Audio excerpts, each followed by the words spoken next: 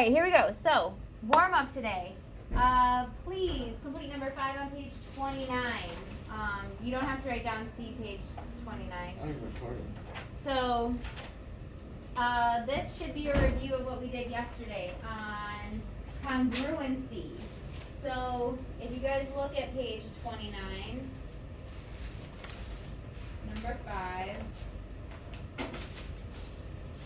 it's on the coordinate graph. So it's asking you what transformation, I believe, is occurring. So I want you guys to answer that right now.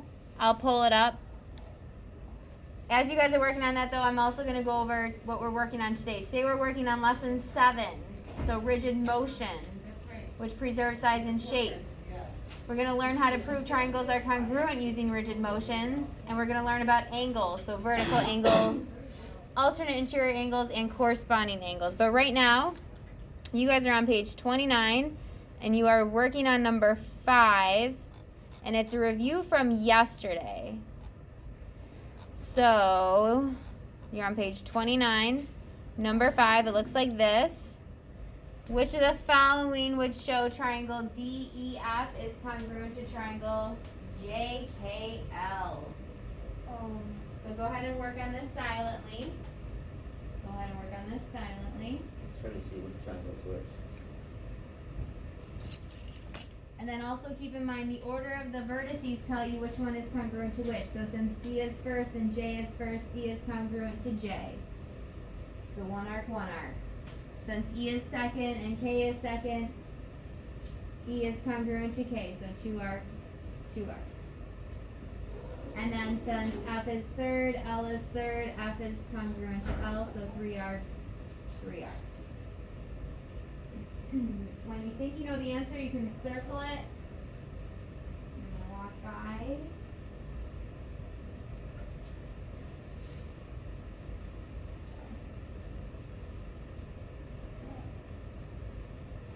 Alright, so I'm going to go through the choices. I'm going to start at, well, actually, just based off the markings that I made in my diagram, if I know that D has to be congruent to J, look at, they are straight across from each other. There is like a mirror image. And I would say, like, it looks to me like a reflection. And it looks like a reflection over this line right here. Because D is 1, 2, 3, 4, 5, 6 units away from the y-axis. And then J is also 6 units from the y-axis. And then the same thing would happen with K. Let's see here. K is 8 units from the y-axis. E is 8 units from the y-axis. F is 1 unit from the x-axis. L is y-axis. L is also 1 unit from the y-axis. So I can see that it's a reflection over the y-axis. Now, a rotation would not work. There's no way that you could rotate it so it would flip. A reflection across the x-axis would cause the triangle to look like this down here. And a rotation about the origin also would not work. So sometimes it helps marking what angles are congruent to what. Remember, order matters. Okay. So, today I said we are going over lesson 7, which has to do with rigid motions. And Tyler, rigid motions preserve what? Size and shape. Very good, size and shape. So that means we're dealing with reflections, rotations, and translations. Okay, I'm going to read to you guys a little bit and then we'll start answering questions. So it says, there are many important geometric properties regarding congruence. They can be proven by the use of rigid motion reasoning. Keep in mind our definition of congruence based on rigid motions. Alright, so remember, yesterday, the definition of congruence means 2 figures in a plane are congruent and they are symbolized by an equal sign with a tilde over it, because the equal sign means that they're equal in size, the tilde means that they're equal in shape, or they're the same shape. And then our new definition of congruence means coincide, so they lie on top of each other. We also learned that yesterday.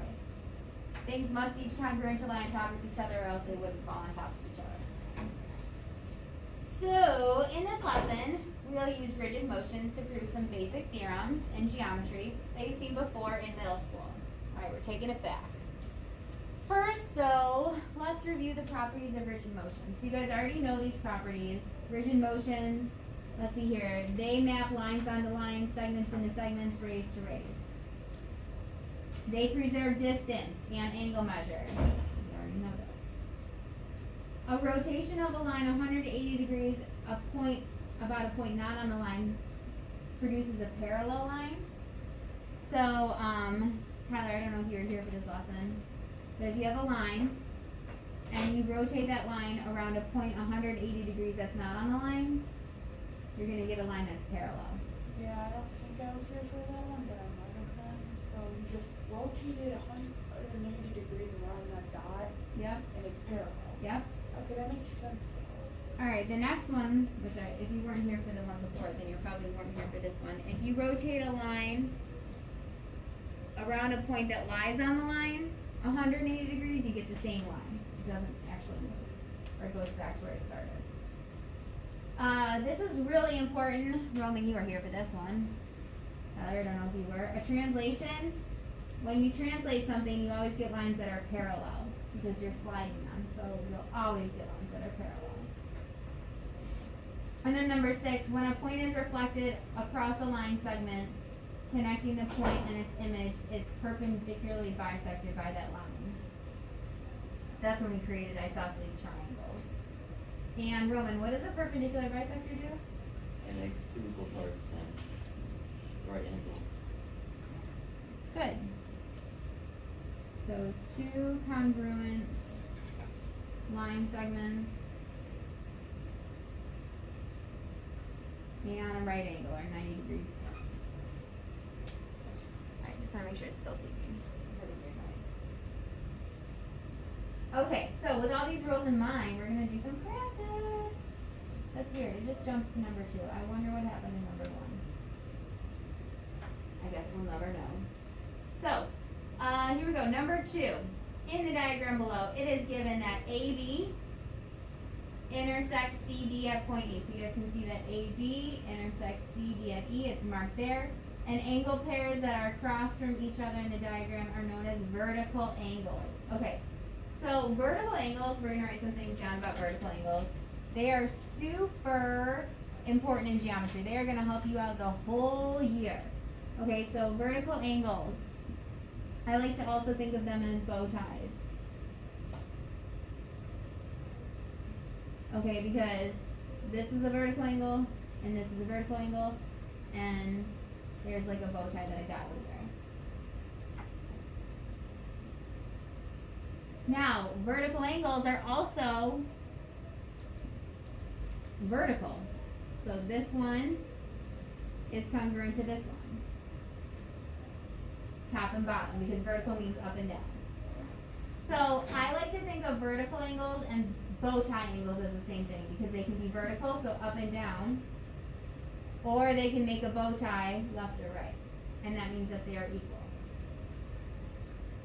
So vertical angles are always equal. They're either up and down or bow ties, left and right. Good job. Thank you for drawing that. Okay, so use tracing paper to verify that the measure of angle BEC, so this purple one, is congruent to the measure of angle AED, the bottom one. What rigid motion did you use? Alright, so right now I want you guys to trace the top angle. I know that they're the same size, but I want you to figure out what rigid motion you need to do so that, Opposite. test it out. I need you to test it out with your tracing paper. Now keep in mind when you do this that B needs to land on A, E needs to stay where it is, and then C needs to land on D.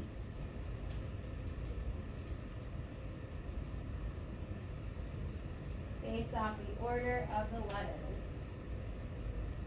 So what transformation would be occurring?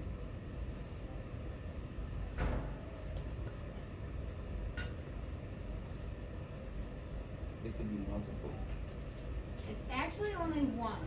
There's only one transformation that's gonna occur that will allow A to fall, or B to fall into A, Oh, E to B to fall stay into where A? it is, and C to lie into D. Yes, that's by order of the letters and letters. And then you gotta be specific. If you're gonna say rotation, I need to know the point and the degree. 180 degrees about point E. Okay, hold on, you're not tracing the correct angle. You need to move your paper for a second, please. I need you to trace angle BEC. Oh, can I have your tracing paper too?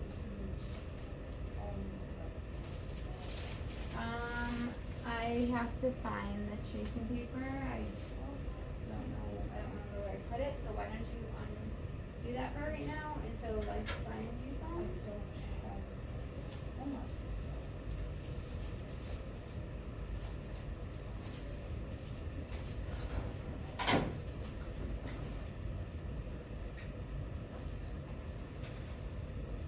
I'm sorry, Tyler, I don't know where the tracing paper is off the top of my head. I had to move some things, so you're just gonna have to use that one for right now. And Roman, what did you say it was what? Rotation 180 degrees about point E. Very good. A rotation about point E 180 degrees. Now reflection looks like it works, but it doesn't match the letters up correctly. So we're gonna write down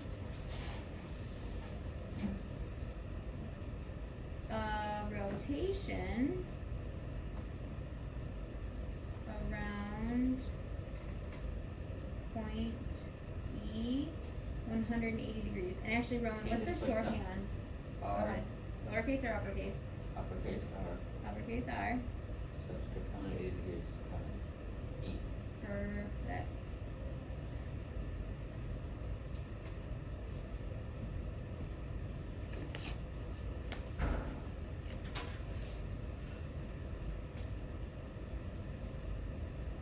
Alright, now, although there are a few differential motions that would map angle BEC onto angle AED. Now, alright, you could also do a reflection, but the letters won't correspond, like I said. We're gonna use a rotation of 180 degrees, just like what Roman said, about point E. And we're gonna finish the statements with a reason. So we're gonna start to work our way into proofs, okay? So it says, letter I, when EB, I'll highlight that. When EB is rotated 180 degrees across point E, so here we go, we're rotating. Whoop, 180 degrees. It falls on AE. That's true. Okay, then it says when CE is rotated 180 degrees around E, it will land on ED, which is also true. And that's the angle that we wanted to end up with. And why does this occur? Why does this occur? Because the joints intersect to be equal angles. They do. But more importantly, rigid motions Reverse side and shape. preserve size and shape, yeah. Also, is there something on the properties that we went over that we could say? A rotation of a line, If it rotates a point on the line, it's still on the line. very good. So we're gonna use one of those rules that were listed above. What number was that? 5. Number 5, yeah, number 5. So Wait, no, number 4. the one that's on a line? Yeah, number 4. A point not on the line. Number 4? Okay, so what does it say again? A rotation. 180 degrees. About a point on the line produces the same line. Thank you.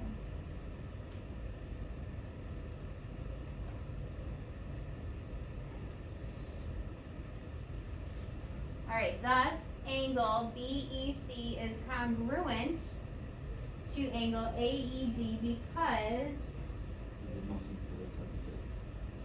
alright, that's good. Because rigid motions preserve size and shape. Also, let's use our new vocabulary word, coincide. What could we say? Angle what coincides with angle what? Angle CEB coincides with angle AED. Alright, I'm gonna write it the order that they gave it to me in. Angle BEC will coincide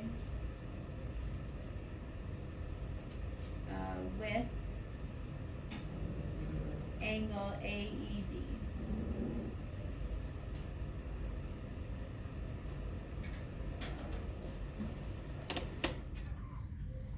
Alright, good job you guys. Now that's like kind of how we're gonna start proofs. We're gonna use reasons that we have and we're gonna choose the correct one. Okay. Oh, another exercise too. How lucky are we? So the fact that vertical angles are congruent. So remember, vertical angles are top and bottom. So these two. And they're also bow ties. Left and right. Are equal measures. That's important. We're going to use it right now. So in the diagram below, we know that RT right here and WZ intersect at S. It's labeled for us. If the angles have the measures as labeled, looks like we've got 8x minus 12 and 6x plus 24 in terms of x, then which of the following is the measure of angle ZST? So eventually I want to know ZST. We got a lot of work to do though before that. We got to solve for x first. Okay. How am I going to solve for x, Roman? Knowing that vertical angles are equal. Do 6x plus 24 plus equals 8x minus 12. Very good. Okay, so right now I know that the measure of angle RSZ is equal to the measure of angle, so this one right here is equal to the measure of WST, which means that 6x plus 24 is equal to 8x minus 12. So then, I need you guys right now to solve for x.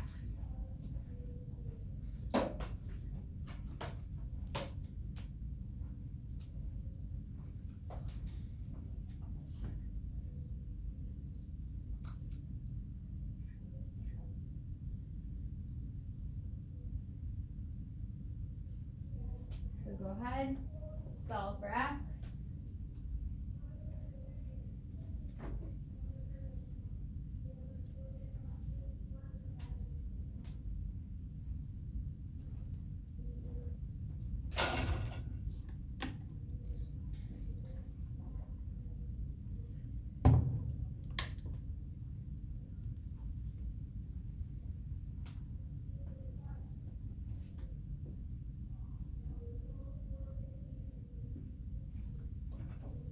X is 18.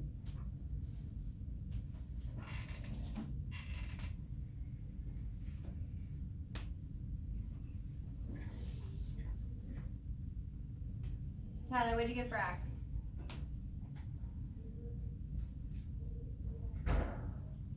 Good job. Alright, so we get x equals 18. Now you guys, is that our final answer? Are we done?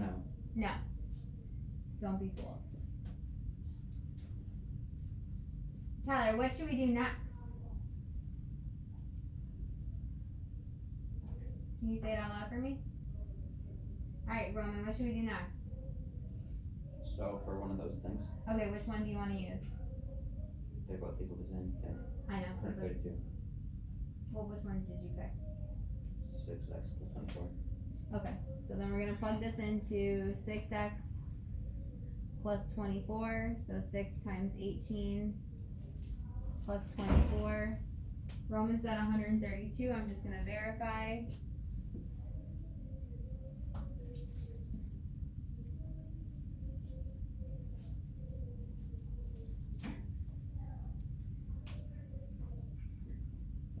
Alright, so then the measure, whoa. The measure of angle RSZ is 132 degrees. Good job. Then you could Oh, do, that's a choice. Am I done? no, What do I have to do now? you could do, 132 degrees times 2. Times 2. Yes, and then you could do 360 degrees minus 132 equals 2 measure of angle, TSC. You're making this so much more difficult than it has to be. Or you could do, 360 degrees Hold on. minus What if you just look at this line right here? How many degrees is that whole line? 180. 180. I wasn't wrong though. You weren't wrong. No, I'm just showing you an easier way. The whole thing is 180. 180 minus 132. Very good. That's a much easier route. So the measure of angle ZST is equal to 180 minus 32. And Tyler, what did you just get? Can you maybe show me with your fingers what choice? What choice? Say it. Thank you. Number 2. Yep, 48 degrees.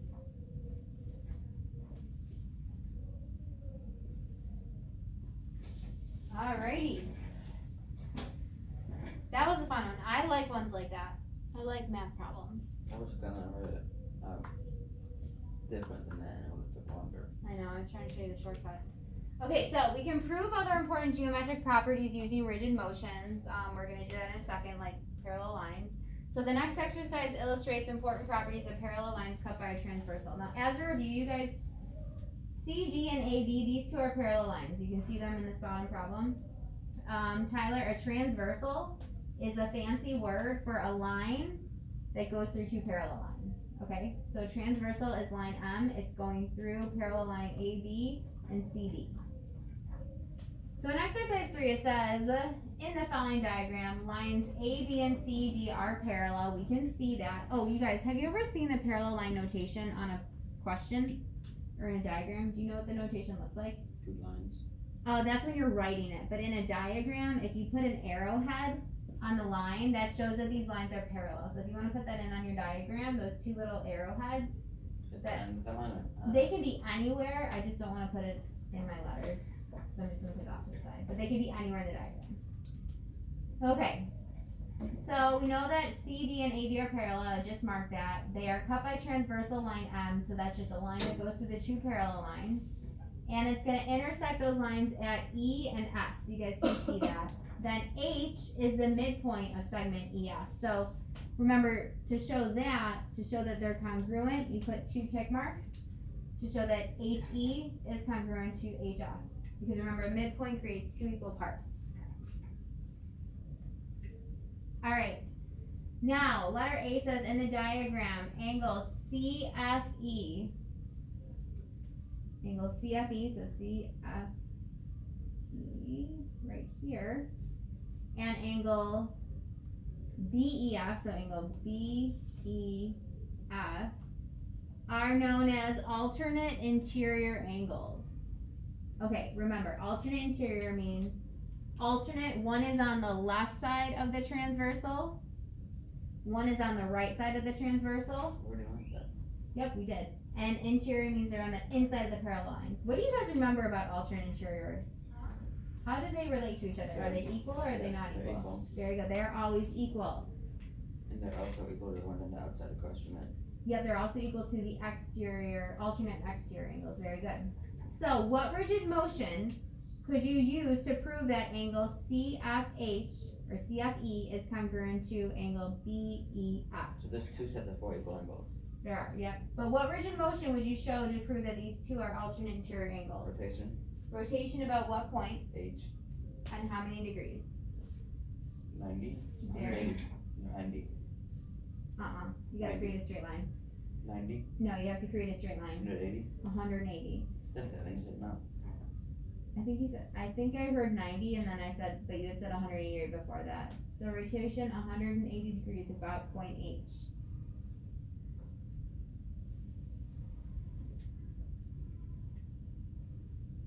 Okay, also angle FEB.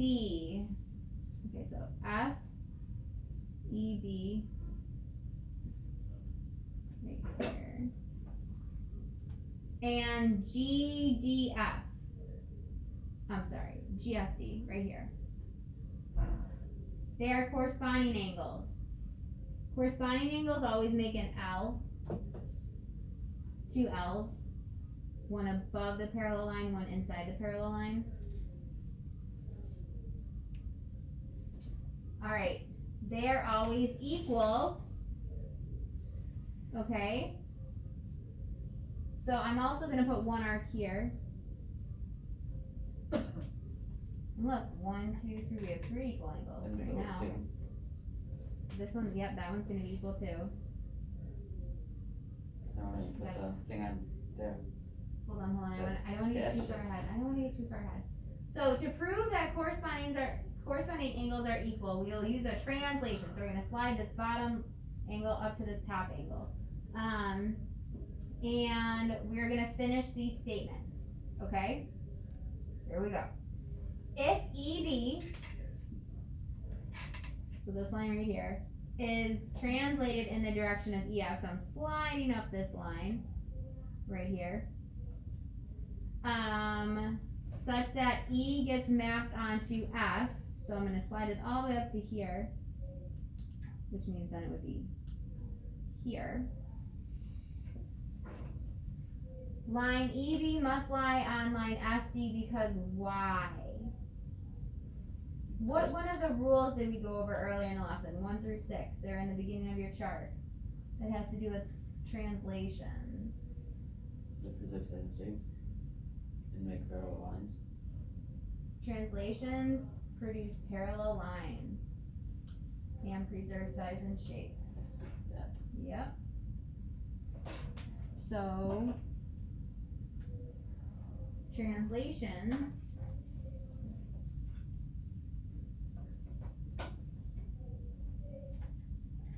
create, I'm going to use a symbol for parallel, so those 2 backslashes create parallel lines and preserve size and shape.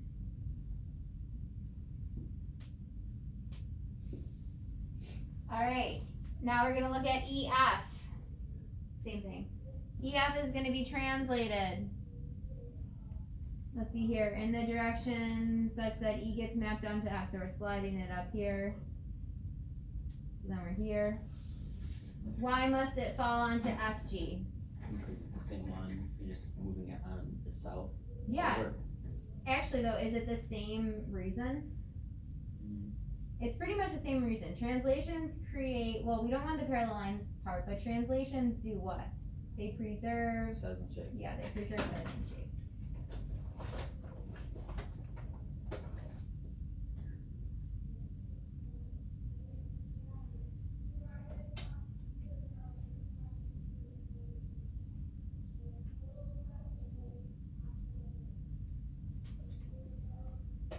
Okay, then the last statement, you guys, it says, thus, the measure of angle FEB, right here, must be congruent to the measure of GFD. Why is that? Because they're on top of each other. What was the vocabulary word that we learned? The new vocabulary word that means that. Corresponding. No, the new vocabulary word for fall on top of each other, lie on top of each other. Coincide. Coincide, yes. So, well, okay, so because the angles coincide. So they will lie on top of each other. They're the same size and the same shape. Okay, we are done with today's lesson. I just have a closing question I want to ask you guys, and then you can pack up. So good job with this. Closing question. Don't write this down. But what does coincide mean? Tyler, what does coincide mean? Actually, I'm going to require that you write this down because you're not talking out loud. So please write this down. Thank you, Roman, for writing this down as well.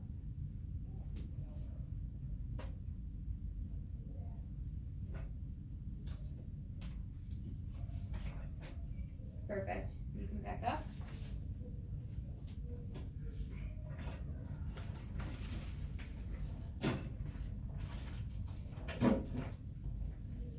Good job. Now, does it have to just be angles or can it be other shapes?